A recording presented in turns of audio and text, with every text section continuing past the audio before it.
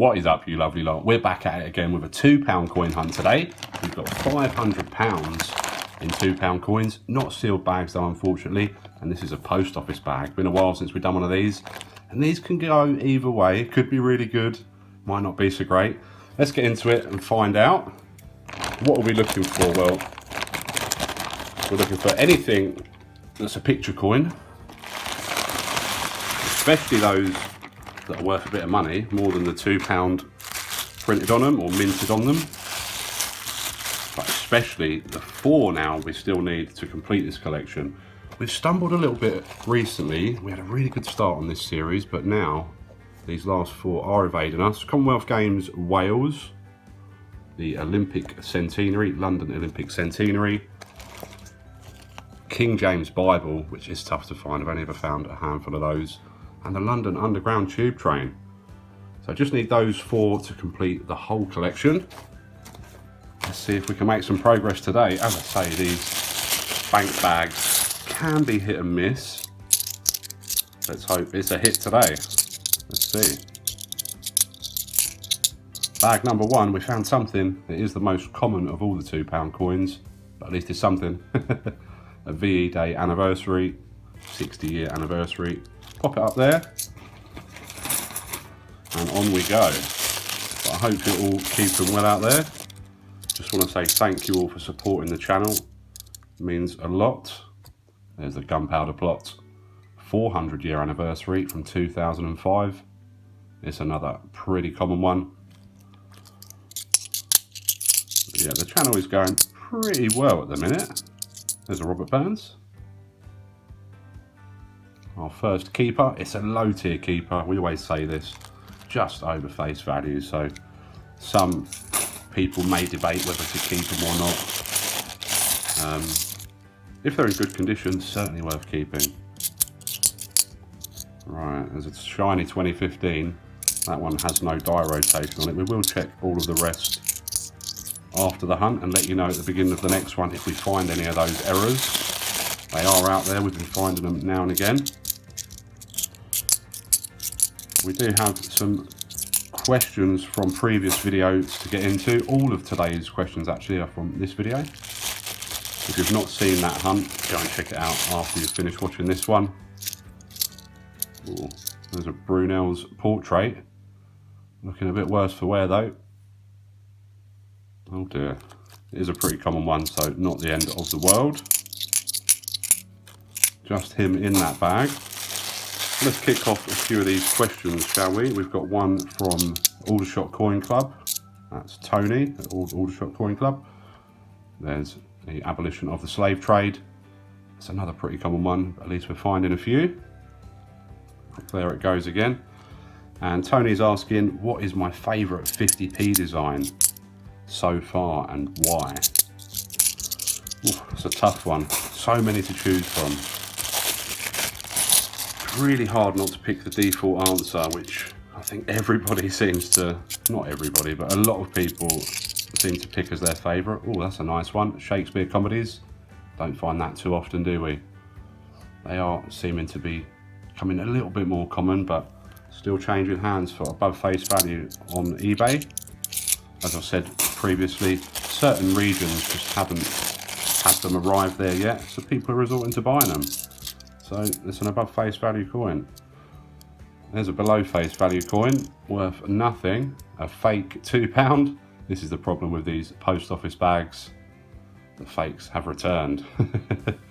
You don't get these so much in the sealed bags or at all. I don't think I've ever had one in a sealed bag. We'll pop it down there and it will go with all the others that we've got stashed away here.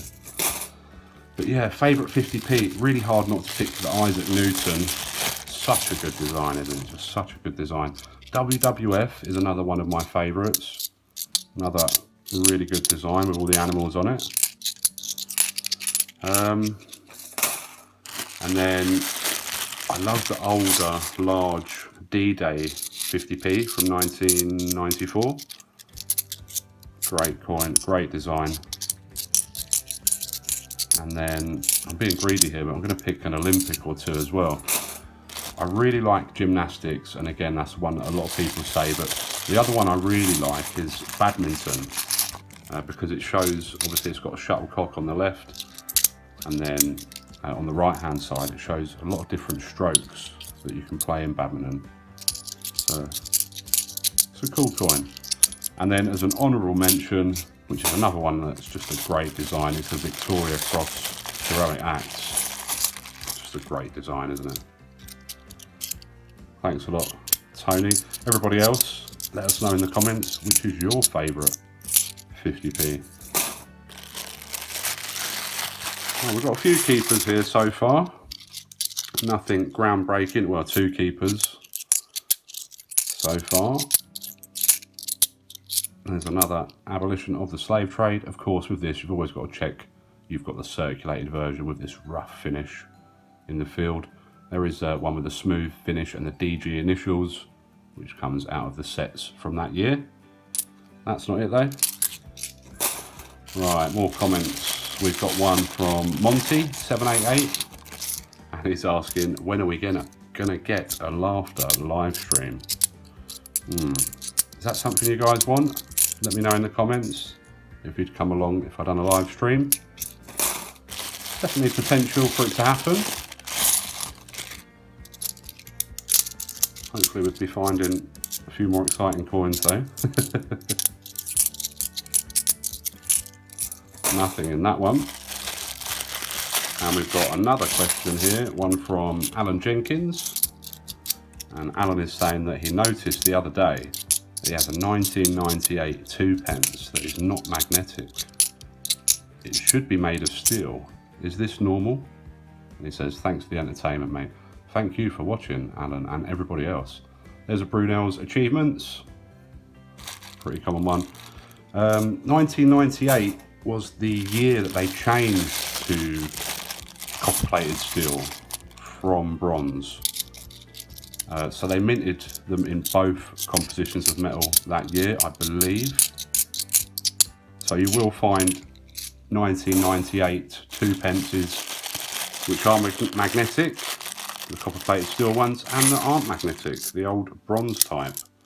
So yeah, I think they minted them in quite large numbers, so neither is scarce. They're both around, is it 98 and 113 million or something like that, or 100, something like that. They're both around 100 million minted, so they're both pretty common.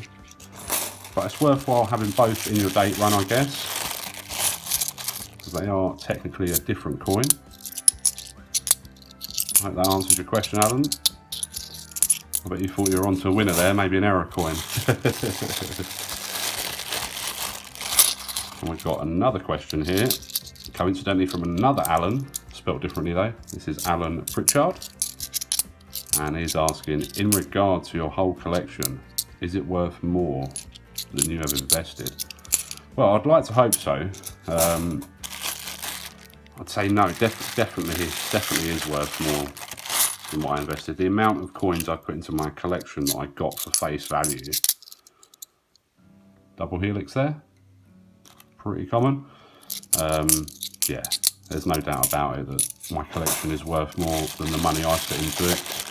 I'm a bit of a bargain hunter as well, which you'll know if you watch the channel often. So whenever I go to a coin store or a show, I always hunt out the bargains. So even though I paid £8 recently for a football 50p, that's certainly worth close to double that. There's a 2015, a little bit of die damage just at the back of the Queen's head there. Can you see that extra metal? Bit of a lump of extra metal there. A little bit of die damage, nothing amazing. Back to the bank it goes. And yeah, especially if you start counting the 10p's as well, the alphabet 10p's that I was lucky enough to get from the Raw Mint shop or in the coin swap there that they do. Definitely worth a few quid. Right, we've got one more bag, and that is our lot, and it's not been the most fruitful, has it? I did say at the start that these bags can be hit and miss.